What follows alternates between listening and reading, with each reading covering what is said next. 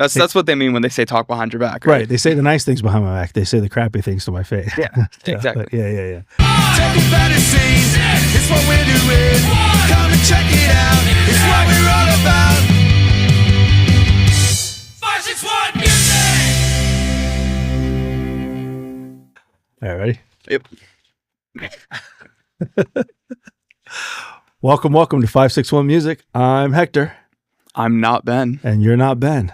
No. Ben has family in town, and so he's taking the night off. And I have recruited Gavin to sit in with me. Those of you that don't know Gavin, he is my illegitimate son from my 6th wife. And it's fine. It's all good. What's up? Yeah. So today, you guys surprised me. We sat down here earlier, and we were about to start recording the podcast, and then you guys came in, and your mom came in, and you guys played a whole video, a whole bunch of people wishing me a happy birthday. It's my birthday. And that is true. Yeah, man. I got a little teary-eyed. I heard people saying nice things about me. People don't usually say nice things about me, so it's fine. They just say it behind your back. Yeah. Yeah, they don't say... That's what they mean when they say talk behind your back, right? They say the nice things behind my back. They say the crappy things to my face. Yeah, so, exactly. Yeah. It's all good. All right, I'm going to take 2 seconds real quick. Make sure you guys stick around later in the episode for our sponsors. And then also 561 Music Festival. If you guys have not heard of 561 Music Festival, you live under a rock. We have the 4th one coming up this year. Date is to be determined still. There are 2 dates that we are looking at, and it just depends on a couple of things that need to fall into place, which if they do, we have some huge announcements that we're going to make. So we are still looking at the dates, but if you have not applied to try to be in 561 Music Festival to perform, we have 20 slots. We have the applications open at the website, 561music.com, at all our socials, 561 Music Podcast at all our socials. Yep. And then, apply because you have until December 20th. And then there's a committee of, I think there's 4 or 5 of us on it. And we are going to get together, and we're going to go through all the submissions, and we are going to pick 20 bands to play 561 Music Festival number 4, which is pretty exciting. I'm very excited that we're on number 4. Like, this started out as a silly little, hey, we should have a festival, and here we are, number 4. I mean, it started out as a, hey, we should have a podcast. Yeah, that's fair. Not we. That's fair. So, without further ado, let's move on to our guest. So today we have Kenny O'Brien. And you are from Carnival Barker. Correct. Carnival Barker. Yeah. Now we were having a conversation before the podcast. Carnival Barker is spelled a little bit funny, right? Yeah. So Carnival Barker without the vowels, Mm-hmm. and the reason behind that was so the name came from. There was I'm a big fan of stand-up comedy. Yep. We were talking about that before as well. Yeah. And one year there were 2 specials that were released in the same year, and it was Patton Oswalt and John Mulaney. And in both of their specials, at one point in one of their bits, they mentioned the phrase Carnival Barker. Okay. And for whatever reason, that stood out. And I like to kind of fixate on like kind of words and phrases. That's how I come up with a lot of the song titles, album titles, band names. That's just how like my brain functions. I hear something and I'm like, ooh, I like the way that sounds. Out of place, like some things just sound great. Like For the Win is one of my song titles, and a lot of gamers know that phrase, but like that's one of the other ones that just like it came up, and like I was like, oh, I like that as a. But anyway, so Carnival Barker was in both of their specials, and so as soon as I heard it, I was like, I need to know if this is available. Right. And that's immediately what I do when I think of a good title for anything. Do you run out and buy like all the domains and everything? Yeah, no. I have a bad habit of like, this is cool, and I buy all the domains and then never use them. No. I have a buddy that would probably do that, but no. I don't think about it that deep. But so I Google searched Carnival Barker as a band name just to see if anyone else had it, and I saw that there was another band in years before that had that name, and it was, spelled out, and I was like, fuck, but I really liked it. So I was like, I really want to use this. I still want to use this song title. How can I get around this? And I remembered there was this artist that I used to listen to called SBT RKT, which is just subtract, but just without the vowels, all caps. And I was like, all right, I'll just do that. So I just did CRNVL BRKR. Nice. And then I have to painstakingly explain it to anyone that we book a Right, show with right, how it's right. actually said. Right. And even after doing that, they're probably not going to get it right. No, of course not. Yeah. Of course not. Yeah, we have to. When we were talking a little bit about this before the show, Killbillies. There's another Killbillies out there, and we have to consistently tell people that it's Killbillies FL. Yeah. And because there's another Killbillies band out there, but there's actually a Killbillies movie. But I don't know why people always want to call us hillbillies. But Yeah.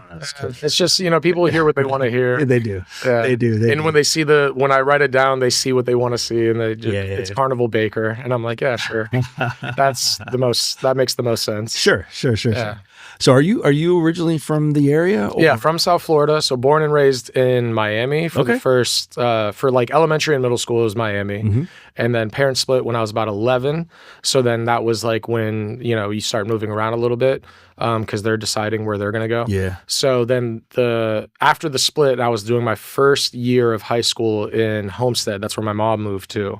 And then mom got really sick of me and she was like, you got to go live with your dad. So then it was fair on her behalf, by the way. I was not doing well. Yeah. And so she was like, go live with your dad. And I was like, all right. So he was in Lauderdale. So I lived in Davie. That's where he was at the time. And I went to Hollywood Hills High School. So I was in the Broward area for the majority of high school. And then I was there for a little bit after maybe a few months after high school. And then I moved to Palm Beach where my mom was at the time. She had since moved there. Okay. So then I go up there and I was there for about maybe 2.5 years, maybe 3. And then I went to Orlando to go to college. Okay. And so then I was there and then I stayed there for about 5 years, I want to say. And that's when, so to break it down musically, like what I was doing at the time in high school when I was in Lauderdale, I was in a bunch of metalcore bands. Okay. That's what I was really, really into first. My first major influence was the Misfits, and another major influence was Jimi Hendrix, which doesn't really line up, but whatever. Yeah. That's just how that worked. It was like the Misfits, Jimi Hendrix, and Megadeth, and Metallica. And a lot of like heavier sounding music started happening. And so I got really into metal and started writing in that vein all throughout high school. And so that's what I did then. And then after that, when I went to Palm Beach, I kind of stopped for a little while. And then once I got to Orlando, I was still trying to do something with that, but I didn't see anything happening with it right away. So I decided all right, you know what, I'm going to do this myself. Yeah. One time I'm going through downtown Orlando and I see this guy on Park Avenue and he's just playing the acoustic guitar by himself, just strumming and whatnot. And I was like, I could probably transition to that. You know what I mean? That seems like I can play and sing. I hadn't sung before. So I was like, let me try to do that. And there was these guys that I was listening to at the time, The Tallest Man on Earth, Iron and Wine, Ben Kaplan. Okay. All these artists that I was heavily, heavily influenced by at that time to try to learn my voice and how to do that, because it was relearning music altogether. Oh, sure. In being a rhythm guitar player in a metal band, it's just chugging, and then you go to the 2-step and then you play a few sweet licks and then you're done. and then just crab chord the fuck out. You know what I mean? It's fun. And so I was used to being kind of in the background. And then having to be learn how to sing and play was a little difficult, tricky at first. Yeah. Trying to sing at all was difficult at first. I remember starting off, a roommate that I had at the time, Chris, very good singer, very good musician, very, very talented. Me and him started street performing in Orlando when we were living together on Park Avenue. And we went by, the band name at the time was the Dust Bowl Jungle Camp, which I thought was a fun name. I don't know where that. I wish I could remember what inspired that one, what movie That's an amazing name, or what book I was reading at the time that led me to that name. But I just remember being the Dust Bowl Jungle Camp. That's it. It was I remember because I was reading about the Dust Bowl farmers in America, and that was post or before Great Depression or after Great Depression, something like that. But whatever. I was like the Dust Bowl, and then Jungle Camp sounded good after that, so that was just the name. And so we performed a bunch, and Just acoustic? just acoustic. Okay. Me on the acoustic guitar and vocals, and then him singing harmony vocals, which he was a much better singer than I was. Still is. He's a much better singer, just in general. But that was like me getting my legs, like trying to like figure this out. And it was a lot of fun to do that. That like kind of helped a lot of the early stages of like just singing and playing and like getting the basic rhythm of like what it is that I do now as far as music is concerned. Now, has it always been writing and doing original stuff, or were you doing like the 3-hour cover circuit? And all So that stuff? no, I really don't enjoy that a lot. I had done that at one point in time with not even me playing the guitar. I was playing drums, but I was a part of a group that did stuff like that, and it took me maybe a month to get tired of that. Yeah, just playing like Hotel California, like a couple of Bob Marley songs, some Bruno Mars stuff or whatever. Like just it's like all top 40 stuff that like everyone. It's all songs that everyone's already familiar with that they can just like be drunk enjoying. Yeah, and I was just like, what is the? I'm like there, and I'm like, what's the point? There's a I've filled in on bass for a lot of local cover bands, I guess. And for a while there, I was just kind of a hired gun for a little bit, and there was quite literally so much crossover because every band plays the same songs because it's what people want to hear. Yeah, I mean, in all fairness, it's Tennessee what people want to hear. Yeah, whatever. Yeah. So there was so much crossover that I quite literally was playing 40 songs with one band, and then another band would ask me, "Hey, can you sit in?" Yeah, send me your set list, and like 35 of the songs were the same. And I was, I only have to learn 5 songs. Yeah. This is great.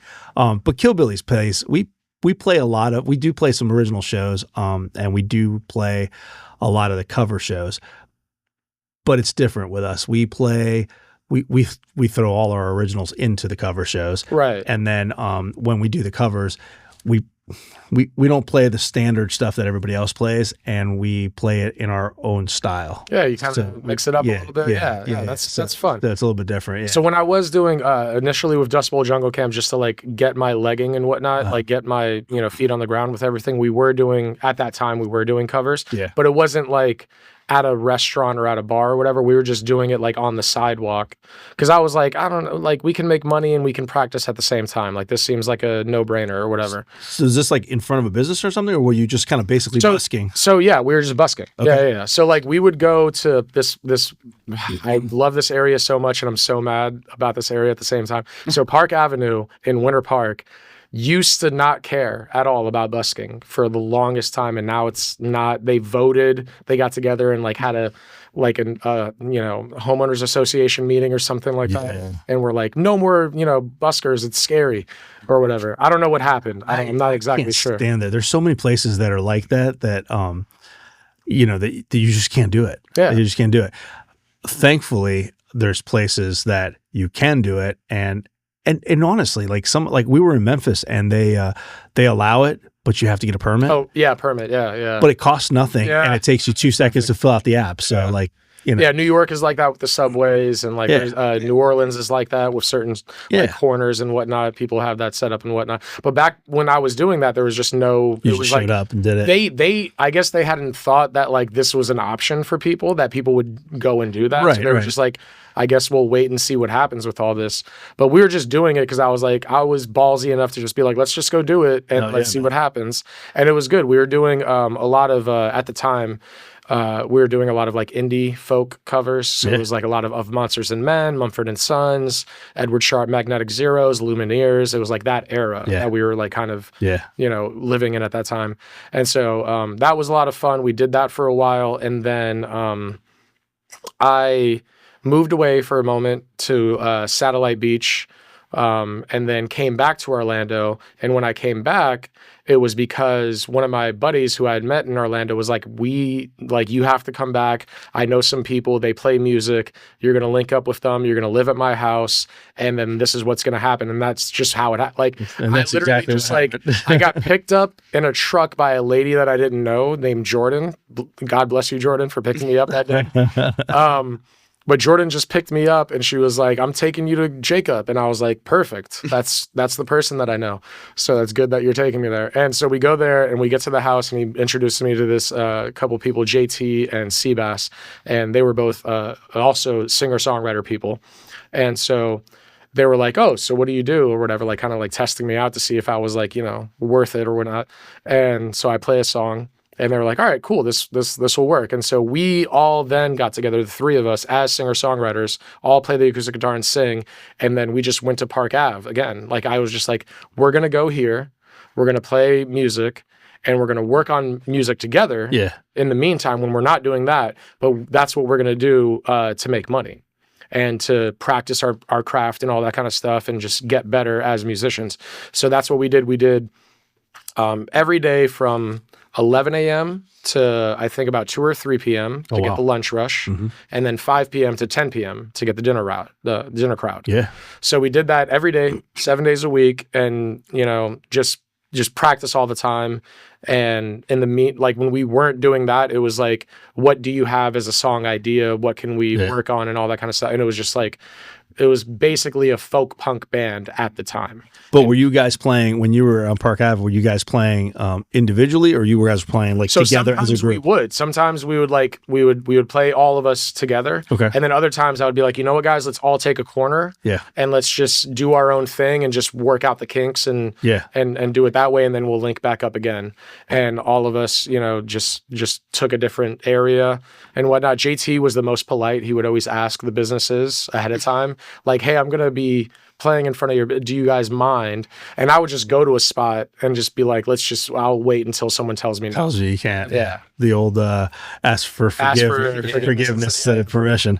So you mentioned drums earlier. So what was your first like your first instrument and your first dipping your toe into the musical world? So I think it was drums first initially. I was in the school band when I was in middle school. Okay. And I was on the drum line or whatever it was.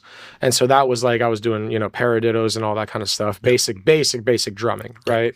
And had I stayed at that school and went to the school that was after that one, I would have been in the drum band and stayed on that path for forever. But, things happened, people moved around. So I was just like figuring stuff out after that. Mm-hmm.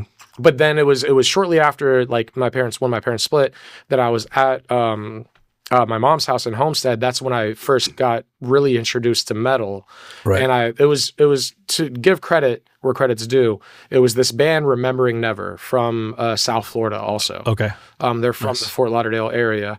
They had an advertisement in a magazine, and I forget what metal magazine it was at that time, but I saw their ad, and their ad was just the album cover, and it was a guy who was like bound, and then he had like an American flag like wrapped around his head. Okay. And I just saw that ad that was the album cover, and I was like, I got to listen to that. I don't know what this is, but I got to find out, and I need to hear it. And I heard it, and it was metal, and it was played in dropped A minor. Oh, wow.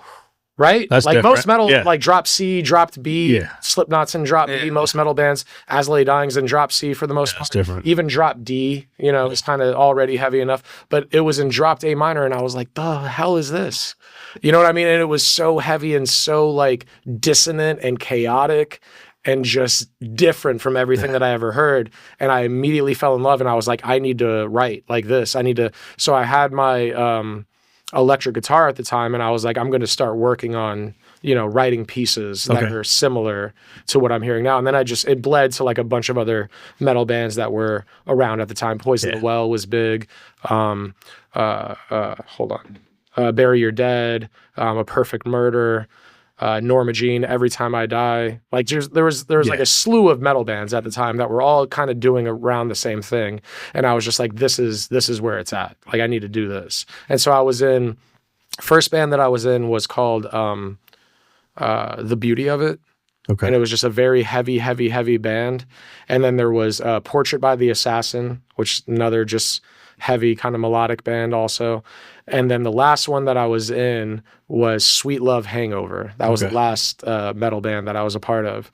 And those were like the years of just like playing metal and like being kind of like, it was just fun just writing riffs and just like, it was always like the challenge was how crazy and like demonic can you make it sound?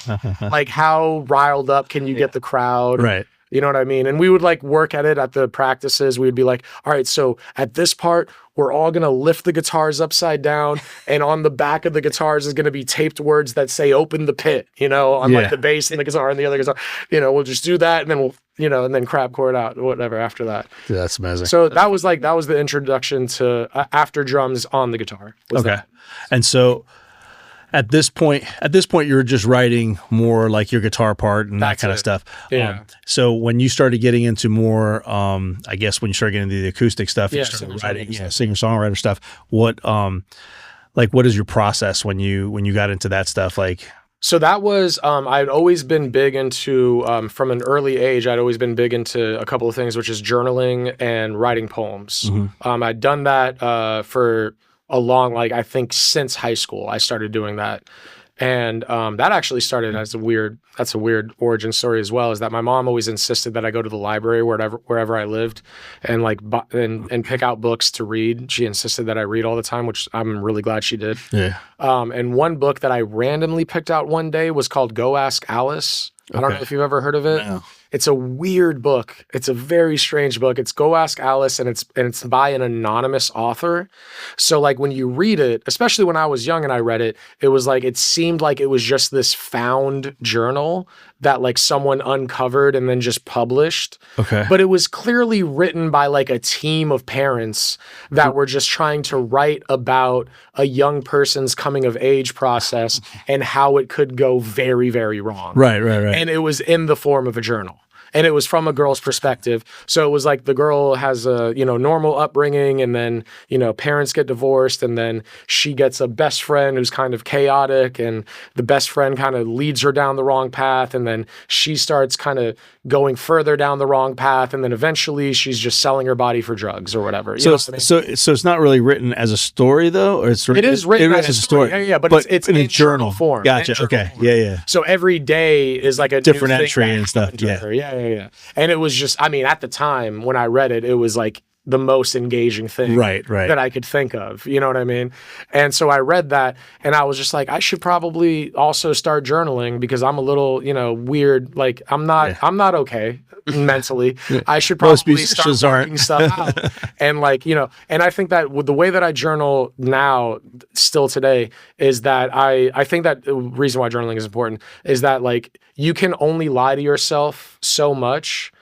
Like you can lie to yourself like in your head, like just going through your day-to-day life. But if you start writing stuff down, you can't really keep lying all the time. You have to eventually be like, I'm full of, you know what I mean? So like that's not what happened. Like this is what happened and I was probably at fault for it. And this is not, like you start coming to realizations that like you're not the, God's gift to the earth or whatever. So that's why I think so I've always been doing that, and I've always been writing poems, and the poems are kind of like more concise versions of just what I journal. It's like intense moments that happen. And I think when you're in high school, a lot of intense moments happen because you're not ready for them. Of course, yeah. You're experiencing a lot of like social dynamics for the first time. And so like when I was writing poems, there was a lot of stuff about like, being in a social environment that I'm just like, what did he mean by that? And what did that mean? And how did that make me feel? And what was my reaction to that? So it's just like writing a lot of stuff. So when I was getting into the folk music and writing acoustic music, I was just like, I just need to take these poems that I'm writing and just like slice them up and make them work as songs and like kind of work out whatever I feel like I'm struggling with mentally or what I'm struggling with just in life in general. So you were putting that, you were at that point, you were writing the music portion of it and kind of fitting those lyrics exactly into it. Yeah. Okay. So like when I would approach a song in the early days, it would be like a lot of like it was kind of like observations. I first wasn't okay with being like, well, this is how I feel. I was kind of making observations of just what me and my friend group were kind of experiencing. You know what I mean? And like just being like, oh, well, this happened then and that happened, you know, and like kind of trying to make that kind of poetic and put that into a way that it works for a song. The first song that I ever wrote lyrically was called Hurry Up and Buy, which was a reference to Don't Be a Menace to South Central while drinking your juice in the hood. Right. The Wayans Brothers movie. Yes. Because there was that scene where they go into the mock 7-Eleven, which was called 40s and 9s. Yeah. And the one lady keeps following them around, hurry up and buy.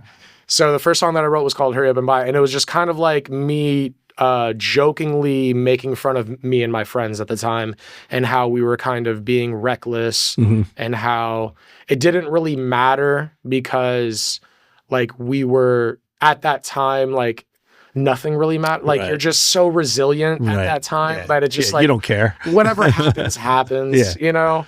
And like everything is going to be fine at the end of the day anyway. You're going to wake up without a hangover. You're good. Don't worry about it. And so it was kind of like that. And then the next song that I wrote was a little bit more intense. And it was called On My Face. And it was about how I was struggling to write a song at the time. And so that song was like my like way to counter the writer's block. And so I was writing a song, and it was kind of jokey as well too.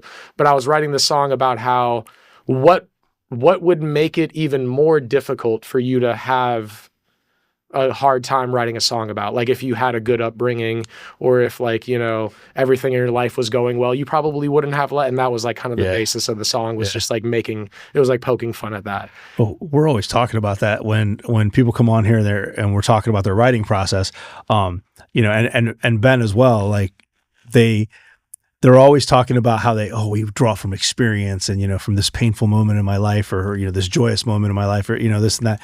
And I always feel like I always struggle writing music because I've had a good life. Right. You know? Right. Like I think that most people have, to be honest. Yeah. It's like kind of like what you want to make a fuss of a thing is what you can. But it's stupid. Like we actually discussed it, I think on the last podcast. But you know, I've been married 28 years now. Oh, congrats. And like every song I write is about being scorned by a woman. I don't understand where it comes from. You know?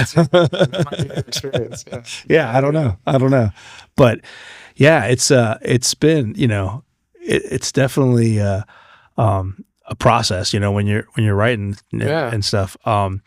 So you're at this point you have your guys that you're going out with, writing songs with and stuff. Now things got a little crazy with that circumstance at that time. So we were all like living in the same house together. It was like a flop house. Yeah. It was my one really good friend who I refer to as Alonzo Chang, but that's not his real name. That was just like what happened is that when we started performing live shows, I wanted to start implementing avant-garde aspects into it because I've always liked kind of like stand-up comedy that like has avant-garde stuff and movies that have that and like any kind of entertainment that has like this element of like, why is that there? But I like doing that. So when we would perform live as this group, I told my one friend who we were living with who didn't play music, I was like, you're like such a like you're the one holding all of us together. I need you to be a part of this and I know how. So what I'm gonna have you do is I'm just gonna have you sit in the back while we perform in a chair. I want you to wear a butcher's apron, and I want you to just be reading a book and drinking a glass of wine, and I don't want you to acknowledge us at all. I want you to just occasionally turn a page and take a sip of the glass of wine. Like, just do that while we're on stage. You're behind us, we're in front of you. That's amazing. And just do that. And so he became like a fourth member of the band because that was Alonzo Chang, the character. You know what I mean? And so like so he was there, but then, so we're all living at his house. Anyway, it's me, JT, Seabass, Alonzo Chang, Jordan, who actually owned the house, and then a various strew of friends would just come in and out. And so we were all doing great, and then relationships started happening around the band, right? So, and I was at the time not not considering a relationship at all with anything. And I didn't care. Yeah. But all of my other two bandmates were like, I found someone and I found someone or whatever. And I was like, that's great. But then the two people that they found happened to be at the time kind of more interested in me, which sucked because I wasn't trying to get that. And I also wasn't trying to like deny it. Like I was just like, I don't know what to do with this. Like I want to be Switzerland with this option right now. Like I don't want you to make me make a choice. Like just why is this happening? Right. Why are you putting this on me?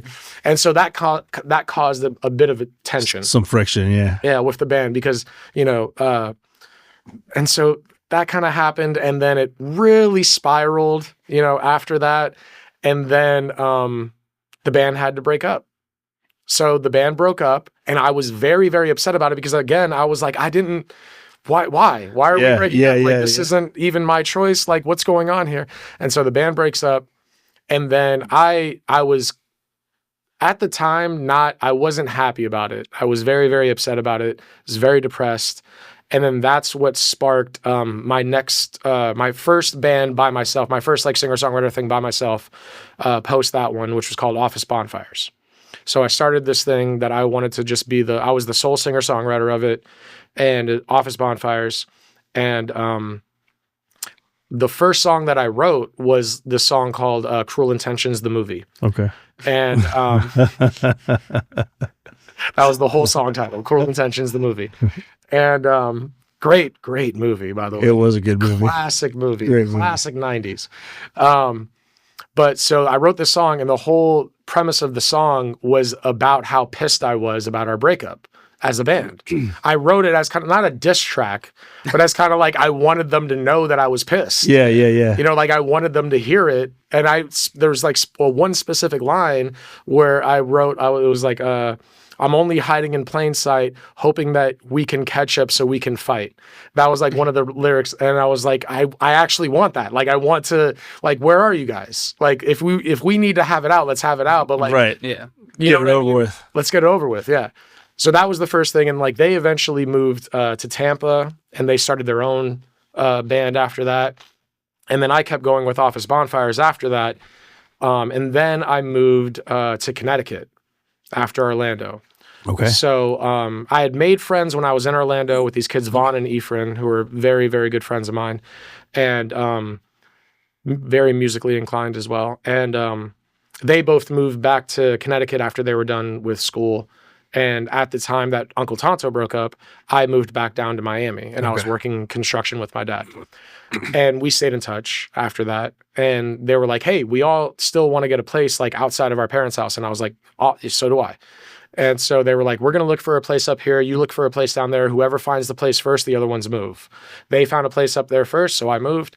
I was up there, and me and my buddy Ephraim, who's a very talented drummer, we basically just continued Office Bonfires, but then I took it to a more post-hardcore punk sort of heavier genre. Okay. So like I was like, I'm done with like I wrote the songs that I needed to write for Office Bonfires as far as like the sad emo stuff. I now am angry and want to write these songs. And it was more about what I was going through at that time, which was, where really am I in this space now? Like I've been on this music journey for a minute now, and now I'm kind of like by myself again to a degree. I've lost my band roots. And so now I was like pissed, and I was doing a lot of things that I shouldn't have been doing at the time. Right. And I was commenting on that, basically. I was like starting to comment on my own self-destructive behavior with Office Bonfires. So that's where it evolved into. Okay. Yeah. And so you're writing this stuff, you're playing it, but you're in a band situation at this point. Yeah. Okay. It's a 2-piece band. So me on electric guitar and vocals, screaming now, not singing anymore, just like straight drums. screaming. And my friend Ephraim on drums. Yeah. And so Carnival Barker, this is just you? Yeah. Or? So no. So Carnival Barker. So once I'm back in Florida. The first iteration of it I called Fossil Ashes. Okay. and that was like my first like venturing back into the acoustic singer-songwriter stuff or whatever. But then I eventually just flipped that over to Carnival Barker because I like that title way more. And so I started writing these songs for that specific project. And the first one that I wrote was about my friend Vaughn, who I lived with, who wasn't in the band Office Bonfires when I was in Connecticut, but he's a very good friend of mine, very smart, and was who I talked to about books, like literature and whatnot. Me and him would go off about all these different authors, movies, and all that kind of stuff. And when I had left Connecticut, he passed away. And I wrote this song sort of in homage to like, our friendship. Sure. And that was like one of the first iterations of it. And then there was another song that was called Good Time that I wrote around the same time. And that was about the relationship that I had with a girl while I was in Connecticut. Okay. And how that kind of dissolved and what was wrong with it and all that kind of just like dissecting what was going on with that. All right. And so that was like the beginning of it was like Bogey and Good Time. Okay.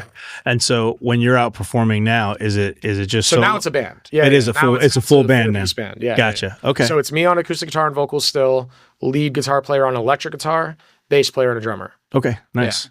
Nice. And how often you guys plan out? So I try to do twice a month. As just like local gigs around town or whatever. Yep. But if I can get, if all we can get is once a month, I'm okay with that. Okay. And are you guys recording or anything? Or? Yeah, so the recording process is awful. Painful. It's really terrible. Painful to say the least. Yeah. So we had a very good friend of ours, or a friend of, it was initially a friend of theirs who became a friend of mine, who was willing to let us use his studio, his home studio that he had just built on his own, that he has other bands come through and record and rehearse and all that kind of stuff. And he was just like, I really like these guys. They say that you're great, so let's get you guys here and we'll get this going pro bono. And so I was like, all right, great. So we started doing that, but then he has his own existence outside of music. Gotcha, yeah. He has his own career, family, wife, kids, and all that kind of stuff. So his time is a little sparse. And it's something that we need to get back into because we're almost at the very end of it. Yeah. But there's like a couple of touches that need to be done. Gotcha. So that's as far as that's concerned. Yeah, I'm in another project with Justin, actually, the guy behind the curtain there. And we have been recording for what seems like a lifetime at this point. And we keep coming back to it and going, okay, well, what's next? What's the next step? So I think actually I'm the holdup right now because there's some backup vocals or something that I have to do. So yeah. So I'll get on that, Justin. I swear. Yeah. But we're very, very close to the release of at least a single from the material that we have so far. Okay. Yes. All right. Cool. Well, this sounds like a good segue or a good spot to have you play a couple songs for us. Absolutely. Let's do it. Sounds good.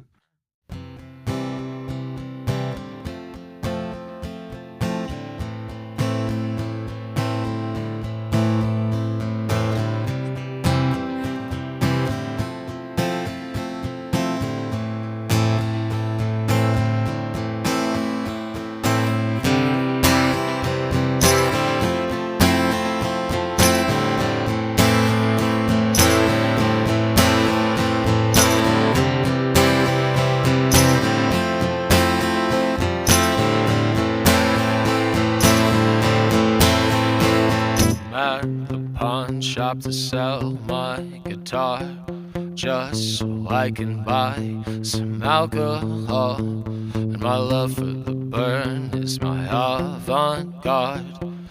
Don't remember who I was without it, oh yeah.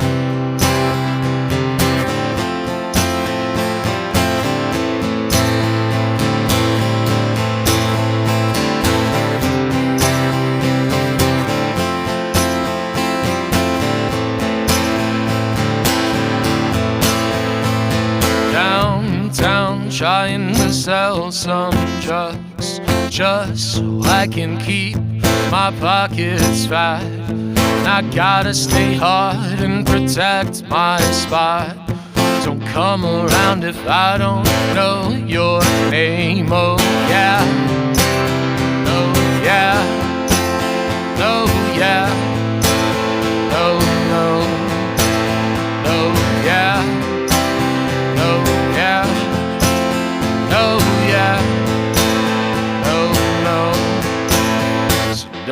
put that one out past here. It's not quite finished yet. Oh, the things that I'll do, things that I'll do, just so I can have a hit of that. Oh yeah, so I can take a sip of that. Oh yeah, so I can smoke your cigarette. Oh, just so I can try to forget. Oh yeah, oh yeah, oh no.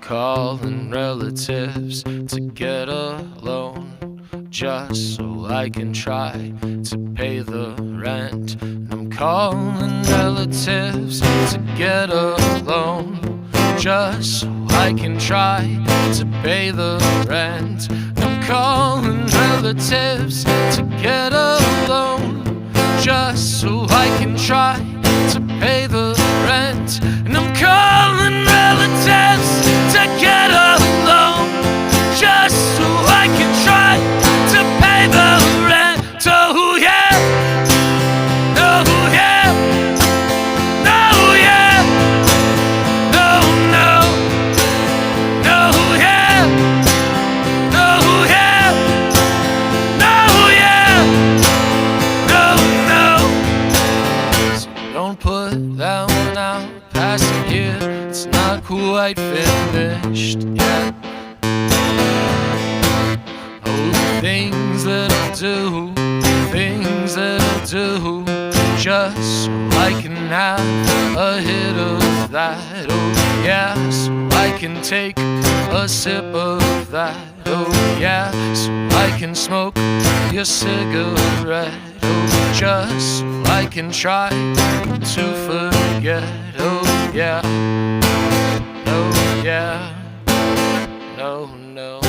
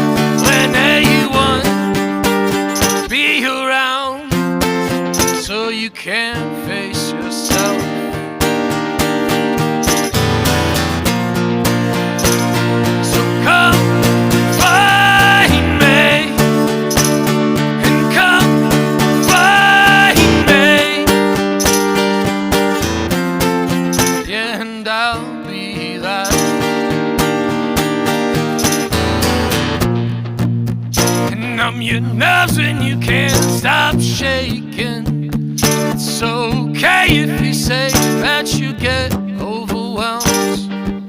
Talk when you're ready, we'll figure it out.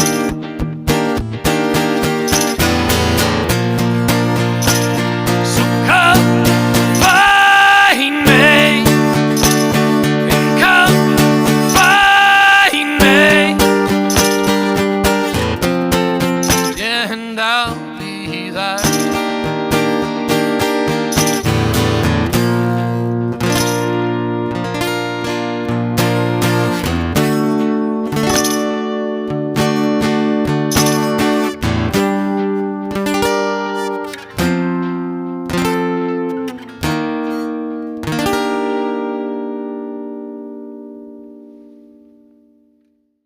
Oasis root Kava bar is in Sea Grape Square on Indiantown Rd.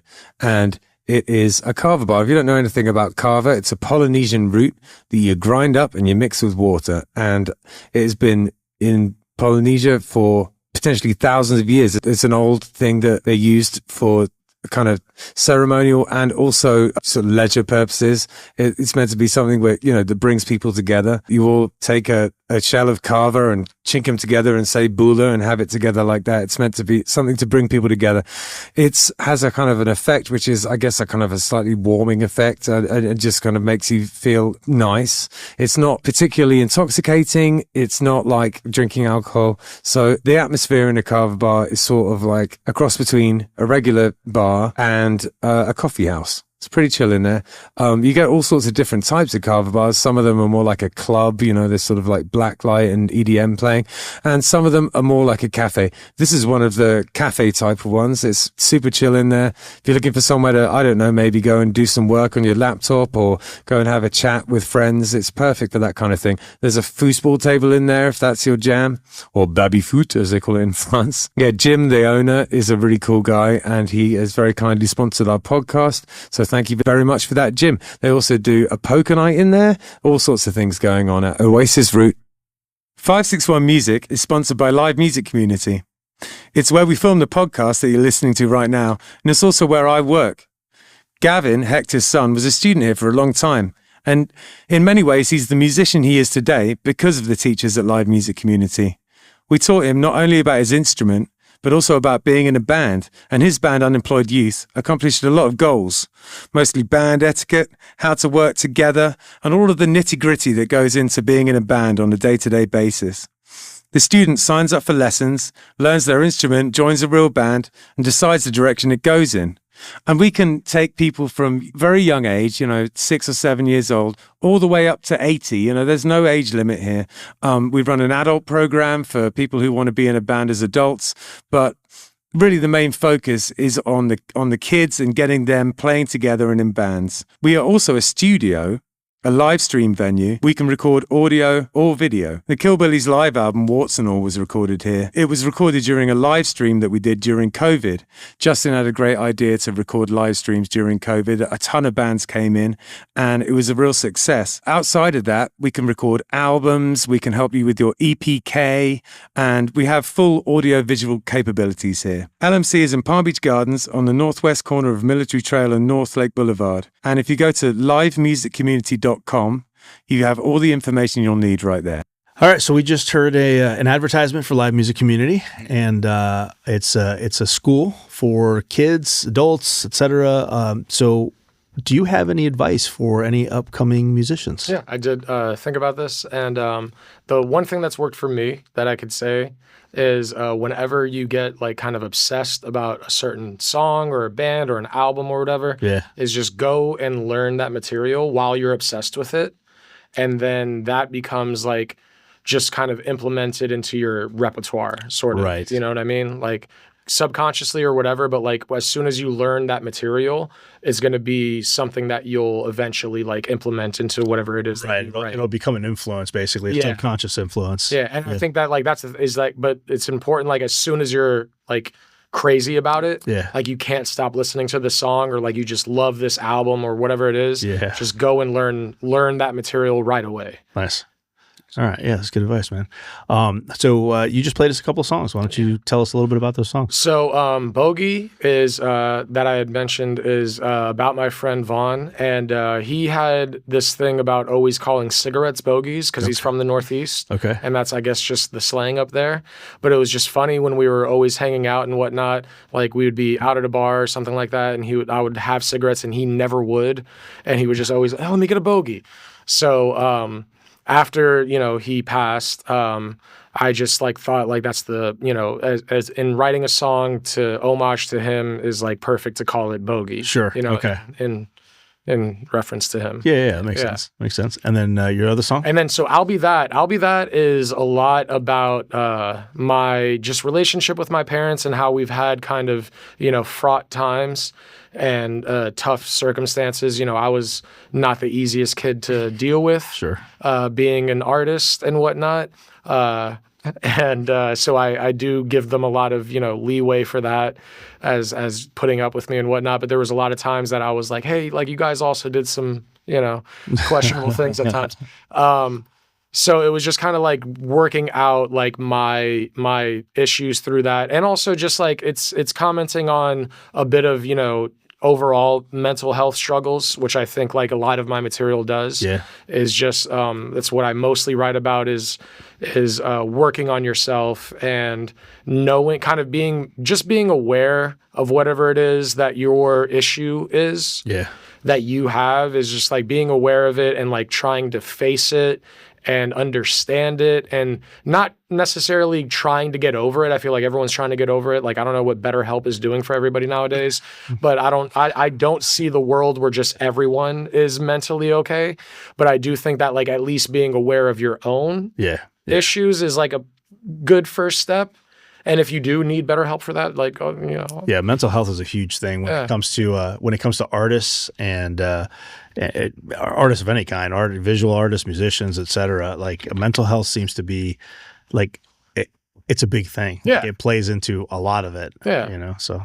I can pinpoint the point in my life when like it started too. Like I was like 14 years old, and then all of a sudden like everything was different. I don't know what happened and what day it was, but just like it was just like I was a regular kid who just like wanted to play video games and all that kind of stuff, and then everything was just like it just went a completely different way. Wow. And I was just like like from that moment I became very high strung and very aware and anxious, and it's just spiral. Anxiety is a bitch, man. Yeah, it's tough. It sucks. I mean, there's days that I wake up and I have anxiety, and I don't even know why I have anxiety. No. I just have anxiety for the sake of having anxiety. So yeah.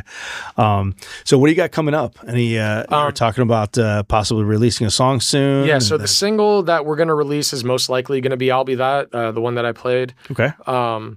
Although I am fighting for another song that I didn't play today, but we'll see what pans out with that. Okay. But we do want to release that within the next. I want to say like by late spring, early summer. Sure. Around that time frame, and then the next show that we're gonna have is gonna be January 5th at Grimes, which is a new venue that's in Pompano. Okay. Yeah. Okay.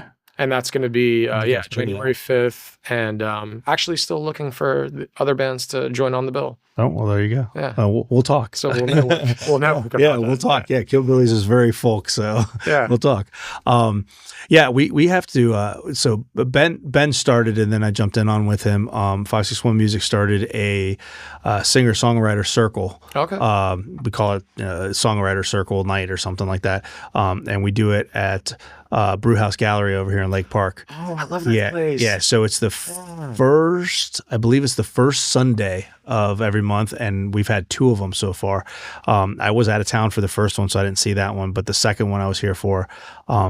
Absolutely amazing. The way we do it, the format is we have 4 singer-songwriters on the stage at the same time. Okay. And each one takes turns telling stories about their songs and then playing songs. And they do 2 songs each, and we go around and then another round, and it's basically for, I think, 3 or 4 hours we're there, and there's a break in between or whatever. But yeah, it was the thing that I walked away with the most when I was part of it the other day is just, when you're out playing, there's people that are listening, and there's people that are having conversations, and there's people that are drinking, there's people that are not paying attention. You're just background music in some places and things like that. First of all, the place was packed, and every single person hung on every word that the musicians were talking about, with the stories, with the songs, with everything. It was, you could hear a pin drop in between stuff. It was absolutely amazing. Yeah, man, I'll get you hooked up with Ben, because just hearing the stuff that I heard you play today, like I think you'd fit perfectly into that. So yeah, we'll get you into one of those. Let's do that. Yeah, for sure. Yeah. I do have, by the way, as a side thing, if when I'm not performing with Carnival Barker as a full band, because there are opportunities that come up. So I will say this: the next thing that I do have coming up is actually this Saturday. Okay. But it is just me by myself. Yeah. I didn't want the whole band to be a part of it because it's like an entire day of music, and I was like, and it's also in Miami. Most of them live in Broward and Palm Beach. Gotcha. But so the next thing that I do have coming up is this Saturday, and it's at this dive bar called Thank You Miami. That's the name of it. It's called Thank You Miami, and it's one of my favorite bars. It's very close to the Marlins Park. I'm a big baseball fan, and I always go there before going to the baseball game to like grab a beer like on my walk to the rest of the park. Awesome place. Alex, the owner, love him. Great guy. And Deshante, who's putting on the event, love him too. But yeah, that's the next gig that I'm going to be doing this Saturday, and I'll be playing around like 11:30. Is it a music venue or is it? Well, it's a all arts venue. They have like Gotcha. stand up comedy nights. They have karaoke night. They have an open mic night, which is actually tonight on Wednesdays. And yeah, so they do a bunch of different. Last time that I went there randomly was just to watch one of the last playoff games of the MLB season last season, and I just walked in because I was like coming home from work, and I was like, I just want to watch the end of this game. And while I walked in, there was like a cipher happening, and so you had this one guy who had a microphone that was doing like beatboxing, incredible. By the way, he was amazing at it.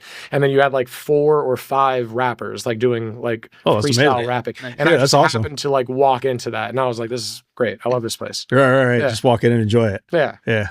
Awesome, man. Well, if there's is there anything else that you want the listeners to know? Enjoy your life. Try to. Don't you know what, actually, this is the main takeaway that I have is the title of the album that I have that we're going to release first is called Keep Your Humor. All right. And keep your humor is this phrase that like stuck with me forever. Yeah. And I think I don't know where I first heard it. Oh, well, to give so this song by Tupac called Smile has this very long intro to where he's doing like an interview with someone or whatever.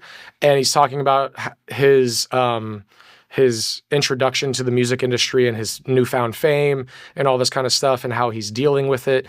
And he's just basically saying to the interviewer, like, all you need to be able to do at the end of the day is like smile, like maintain positivity and all that kind of stuff, but like smile through all of the nonsense, everything that everyone's pushing at you that you don't want to deal with. Grit your teeth, do it or whatever, because it's, good for the career or whatever it is. Process. But also remember to not lose your sense of humor about everything. Like you have to maintain that. And I think that I've seen in my life working in restaurants for forever, I see people that have lost their humor. Yeah. And I see like what it does to them. And I think it takes a toll on them physically, mentally, everything. Oh, for sure. So if you can keep your sense of humor, maintain your sense of humor, and also in a broad spectrum, the other one is handle your high. And that doesn't necessarily pertain just to drugs. Handle your high just in life. You know what I mean? That's a Sam Kinison reference. Yeah. But stand-up comedy. But just whatever's it's the opposite, or it's not, it's parallel to keep your humor, handle your high, just do what you can to deal with whatever life is throwing at you as best as you can. Yeah. That's all I could say to everybody. No, for sure, man. I know when we're doing Killbillies gigs I've been in Killbillies for about 4 years now, and for the longest time, probably almost the first year, I don't know if I was stressed out, if I was nervous or what it was, but I wasn't smiling at all. And Ben actually said to me at one point, you really need to look like you're having fun. Like you look like you're pissed off all the time, whether you are or not, you look like you're pissed off. And so I started forcing a smile. Right. And quite honestly, it got to a point where it became natural. Yeah. And I smile. And actually that's the number one thing. People will come up to me after every show and say, you look like you're having such a good time. And it changes the energy in the room. Yeah. It does. Yeah. Like it's infectious. There's something that also always stuck with me in relation to that, right? Is All Apologies by Nirvana, the last song that they ever wrote that wasn't even complete or whatever. Yeah. They had the music video shoot for it, or they put together a music video for it. And I remember that someone had mentioned that Kurt Cobain had said that he wanted all of the video and shots that they could find of him smiling, because he thought that there wasn't enough. And so they that was like a part of whatever they did with that. And I was always like, damn, like dude was really like actually, you know, like he was like thinking about it, but like that was also something that he knew that he was struggling with. He knew that he wasn't always like presenting the best and whatnot. Yeah. And not to like say be fake, by the way. Don't be fake. No, of course. If someone's pissing you off, like get mad and have justified anger and whatnot. But like if you're mad all the time about everything, it's probably it's problematic. Not the best, probably. I don't know. All right, Kenny. Well, I appreciate you stopping by. Absolutely. Sorry Ben missed you, but we'll definitely get you on one of those singer-songwriter circles. I would love to. Yeah, that'd be amazing. That sounds like fun. Yeah, man. Well, I appreciate you stopping by, man. Thank you. Thank you very much. Appreciate it. Take it by the scene, it's what we're doing. Come and check it out, it's what we're all about. 561 music!